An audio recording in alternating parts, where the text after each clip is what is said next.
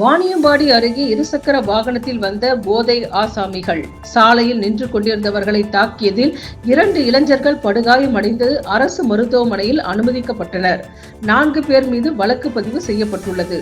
திருப்பத்தூர் மாவட்டம் நாற்றம்பள்ளி அடுத்த அதிபெரமனூர் பகுதியைச் சேர்ந்தவர் அஜித்குமார், வயது 24.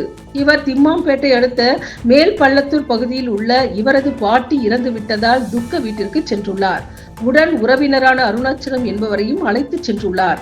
அப்போது திம்மாம்பேட்டை அடுத்த மோட்டூர் பகுதியில் இருவரும் சாலையில் நின்று கொண்டிருந்த போது புல்லூரில் இருந்து வாணியம்பாடி நோக்கி 2 இருசக்கர வாகனங்களில் வந்த வாணியம்பாடி அடுத்த நேதாஜி நகரைச் சேர்ந்த சதீஷ்குமார் வயது 27, தனுஷ் வயது 25, சதீஷ்குமார் வயது 26, விஷ்ணு வயது 27 ஆகிய 4 பேரும் சாலையில் நின்று கொண்டிருந்த அஜித்குமார், அருணாச்சலம் ஆகிய இருவரையும் ஓரமாக நிற்காமல் சாலையில் நிற்பது என கேட்டுள்ளனர். அப்போது இரு தரப்பினருக்கும் இடையே வாக்குவாதம் ஏற்பட்டுள்ளது. அப்போது வாக்குவாதம் முற்றி போதையில் இருந்த 4 பேரும் சேர்ந்து அஜித்குமார், அருணாச்சலம் ஆகிய 2 பேரையும் தாக்கியுள்ளனர். இதில் படுகாயமடைந்த இருவரும் வாணியம்பாடி அரசு மருத்துவமனையில் அனுமதிக்கப்பட்டு சிகிச்சை பெற்று வருகின்றனர். இது குறித்து தகவல் அறிந்த திம்மாம்பேட்டை போலீசார் வழக்கு பதிவு செய்து 4 பேர் மீதும் வழக்கு பதிவு செய்து விசாரணை மேற்கொண்டு வருகின்றனர்.